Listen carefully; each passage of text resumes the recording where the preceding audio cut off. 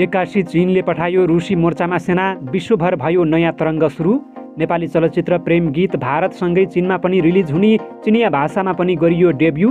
अत्याधुनिक हतियारसहित अमेरिकी सेनाको 18 जनाको टोली नेपाल आयो, सांसदहरूले मागे सरकारसँग जवाफ। राष्ट्रपतिले फिर्ता पठाएको नागरिकता विधेयक भोलिको बैठकले पास गर्दै एमाले अध्यक्ष ओलीले जनाए आपत्ति। बङ्गलादेशका अर्थमन्त्रीको अभिव्यक्तिप्रति चीनले जनायो आपत्ति। आखिर दुई देश बीचको मनमुटाव के हो त? यसबारेमा सबै जानकारी। रुसका 60 घर जलेर नष्ट, फिजीका प्रधानमन्त्री उभिए एक चीन नीतिको पक्षमा, चीनले गर्यो आभार प्रकट। र टर्कीले सिरियाको सीमा चौकीमा गर्यो हवाई हमला, अहिलेसम्म 17 जनाको मृत्यु। सङ्घीय र प्रदेश निर्वाचनका लागि एउटै चुनाव चिन्ह लिएर 12 राजनैतिक दल लड्ने। नमस्कार, ग्रेटर नेपाल टिभीले तयार पारेको न्युज अपडेटबाट यहाँलाई हार्दिक स्वागत छ। अब दिनभरिका खबर विस्तारमा। रुस, भारत, बेलायत र ताजिकिस्तान लगायतका देशहरूसँगको संयुक्त सैन्य अभ्यासमा भाग लिन चिनिया सेना रुस जाने त्यहाँको रक्षा मन्त्रालयले बुधबार जनाएको छ। चिनिया रक्षा मन्त्रालयले एक विज्ञप्ति जारी गर्दै भनेको छ, संयुक्त अभ्यासमा चीनको सहभागिता वर्तमान अन्तर्राष्ट्रिय र क्षेत्रीय परिस्थितिसँग सम्बन्धित छैन। यो अभ्यास चलिरहेको द्विपक्षीय वार्षिक सहयोग सम्झौताको एक हिस्साका रूपमा रहेको चिनिया रक्षा मन्त्रालयले जनाएको छ। हालैका वर्षहरूमा चीनको संलग्नतामा रुसको नेतृत्वमा यस्तै संयुक्त अभ्यासहरू हुँदै आएका छन्। विज्ञप्तिमा अघि भनिएको छ, यसको उद्देश्य सहभागी देशका सेनाहरूसँग व्यावहारिक र मैत्रीपूर्ण सहयोगलाई गहिरो बनाउनु, सहभागी पक्षहरूबीच रणनीतिक सहयोगको स्तर बढाउनु र विभिन्न सुरक्षा खतराहरूको जवाफ दिने क्षमतालाई सुदृढ पार्नु हो। नेपाली चलचित्र प्रेम गीत भारतसँगै चीनमा पनि रिलिज हुने भएको छ। चिनिया भाषामा डब गर्दै चीनमा समेत रिलिज गरिने फिल्म निर्माता सन्तोष सेनले बताएका छन्। उनका अनुसार युएफओले चिनिया हलहरूमा फिल्म प्रदर्शन गर्नेछ। हिमाली दृश्यले चिनिया दर्शकको मन लोभ्याउने भन्दै चीनमा पनि डब गर्दै रिलिज गर्ने तयारी गरिएको हो। अमेरिकी सेनाको 18 जनाको टोली हतियारसहित नेपाल आएको भन्दै सांसदले सरकारको जवाफ माग गरेका छन्। प्रतिनिधि सभाको मङ्गलबार बसेको बैठकको शून्य समयमा बोल्दै प्रतिनिधि सभा सदस्य हरिराज अधिकारीले यसबारे सरकारको जवाफ माग गरेका हुन्। अस्ति मात्रै 18 जना अमेरिकी सशस्त्र सेना नेपाली सेनासँग संयुक्त अभ्यास गर्न नेपाल आएको खबर आएको छ। विश्वशक्ति हावी भइरहेको बेलामा सरकारले यो के गर्न खोजेको हो, उनले प्रश्न गरेका छन्। अधिकारीले बुढी गण्डकीको काम तत्काल सुरु गर्न लगायतका समसामयिक विषयमा पनि सरकारको ध्यानाकर्षण गराएका छन्। राष्ट्रपति विद्यादेवी भण्डारीले फिर्ता पठाएको नागरिकता विधेयकलाई प्रतिनिधि सभाको बिहिबारको बैठकबाट नै पारित गरिने भएको छ। गृहमन्त्री बालकृष्ण खानले प्रतिनिधि सभाको बिहिबारको बैठकमा राष्ट्रपतिबाट सन्देशसहित फिर्ता भएको विधेयकलाई पारित गरियोस् भनेर प्रस्ताव राख्ने भएका छन्। प्रतिनिधि सभाको बिहिबार 11 बजे बस्ने बैठकको सम्भावित कार्यक्रमको सूचीमा नागरिकता विधेयकलाई पुनर्विचार गरियोस् र पारित गरियोस् भनेर गृहमन्त्रीले प्रस्ताव प्रस्तुत गर्ने उल्लेख रहेको छ। सम्माननीय राष्ट्रपतिबाट सन्देशसहित फिर्ता भएको नेपाल नागरिकता पहिलो संशोधन विधेयक 2079 माथि पुनर्विचार गरियोस् भनी गृहमन्त्रीले पहिलो प्रस्ताव राख्नेछन्। गृहमन्त्री खानले राखेको उक्त प्रस्तावमा सांसदहरूले आफ्नो धारणा राखेपछि गृहमन्त्रीले नै उक्त विधेयक पारित गरियोस् भन्ने प्रस्ताव राख्नेछन्।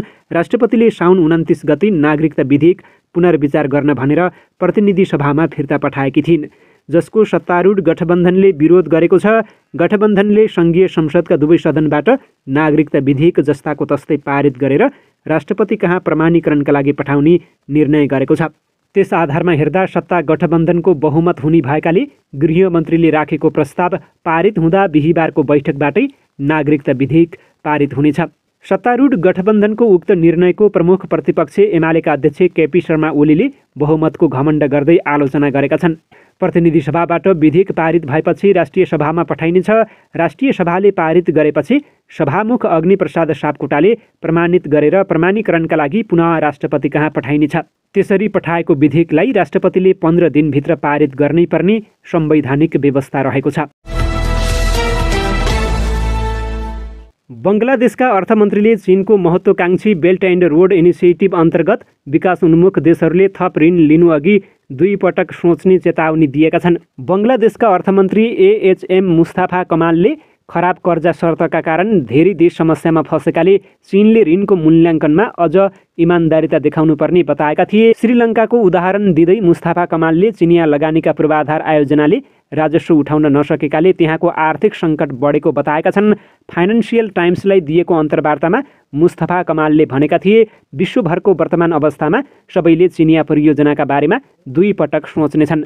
सबैले चीनलाई दोष दिइरहेका छन्। यसमा चीन असहमत हुन सक्दैन, यो उसको जिम्मेवारी हो। बङ्गलादेशका अर्थमन्त्रीको यो अन्तर्वार्ताको बारेमा पछि स्पष्टीकरण पनि जारी गरिएको थियो। बङ्गलादेशका वित्त मन्त्रीका पिआरओ गाजी तौहिदुल इस्लामले 12 अगस्टमा फाइनान्सियल टाइम्सलाई एउटा पत्र पठाएका थिए।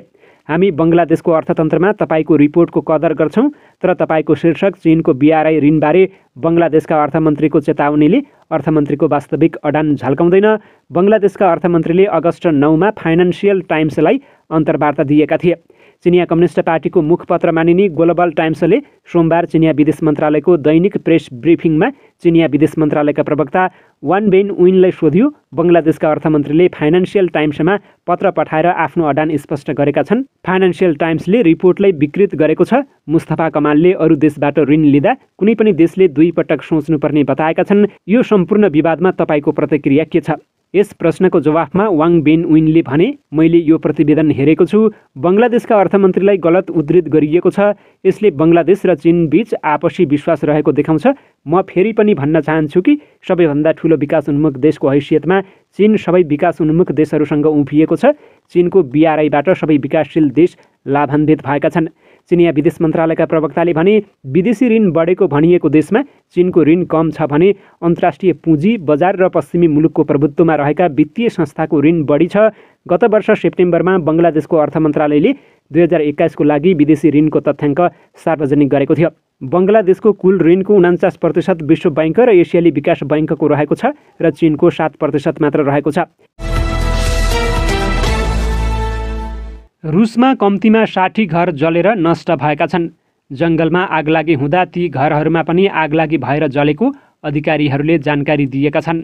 देशको दक्षिण क्षेत्रमा पर्ने रोस्तोभ भन्ने ठाउँमा मङ्गलबार आगलागी भएर क्षति भएको जनाइएको छ। मान्छे बस्दै आएको घरहरू जले पनि कुनै मानवीय क्षति भएको विवरण भने अहिलेसम्म नआएको अधिकारीहरूले बताएका छन्। फिजीका प्रधानमन्त्री भोरेके बैनीमारामाले एक चीन नीतिप्रति आफ्नो देशको प्रतिबद्धता दोहोऱ्याएका छन्। उनले सोमबार न्युजिल्यान्ड स्थित रेडियो तारानासँगको अन्तर्वार्तामा चीन फिजी सम्बन्ध बलियो भएको बताएका हुन्। म सबैलाई स्पष्ट पार्न चाहन्छु, हामी एक चीन नीतिप्रति प्रतिबद्ध रहेका छौँ। चीन फिजी र प्रशान्त क्षेत्रको लागि महत्त्वपूर्ण विकास साझेदार हो, उनले भने। बैनीमारामाले चीन र फिजी बीचको घनिष्ठ सहयोगको थप उल्लेख गर्दै चीनसँग फिजीको द्विपक्षीय सम्बन्ध बलियो रहेको र यसले पारस्परिक सहयोगका धेरै क्षेत्रहरू ओगटेको बताउनु भएको छ। यो वर्ष हामीले चीनसँग कूटनीतिक सम्बन्ध स्थापना गरेको 47 वर्ष पुरा भएको छ। विश्वव्यापी महामारीको समयमा पनि फिजीले चीनबाट विभिन्न किसिमका सहयोग आदान प्रदान, क्षमता निर्माण, पूर्वाधार, लगानी, व्यापार, रक्षा र चिकित्सा लगायतमा सहायता पनि प्राप्त गरेको छ।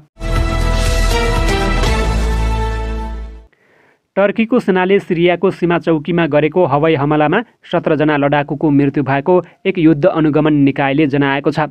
टर्कीको सीमा नजिकै सिरियाली सरकारी चौकीहरूमा टर्कीले गरेको हवाई आक्रमणमा 17 जना लडाकु मारिएका छन्। टर्कीको हवाई आक्रमणको सिरियाले बदला लिने जनाएको छ। पीडितहरू सरकार वा कुर्दिश सेनासँग सम्बद्ध थिए वा थिएनन् भन्ने बारेमा केही खुलाइएको छैन। टर्कीको आक्रमणमा परि कम्तीमा 3 सिरियाली सैनिकको मृत्यु भएको र 6 जना घाइते भएका छन्। सङ्घीय संसद तथा प्रदेश संसदको निर्वाचनका लागि 12 वटा राजनीतिक दलले एकै चुनाव चिन्ह लिएर निर्वाचनमा लड्ने भएका छन्। निर्वाचन आयोगमा दल दर्ता गराएका 12 वटा राजनीतिक दलले सङ्घीय संसद र प्रदेश संसदको निर्वाचनमा एकल चुनाव चिन्हमा निर्वाचन लड्ने भएका हुन्। निर्वाचन 4 मङ्सिरमा हुँदैछ। निर्वाचन आयोगका अनुसार एकल चुनाव चिन्हमा निर्वाचन लड्नेमा पुष्पकमल दाहाल नेतृत्वको नेकपा माओवादी केन्द्र, बाबुराम भट्टराई नेतृत्वको नेपाल समाजवादी पार्टी सहित 12 राजनीतिक दल रहेका छन्।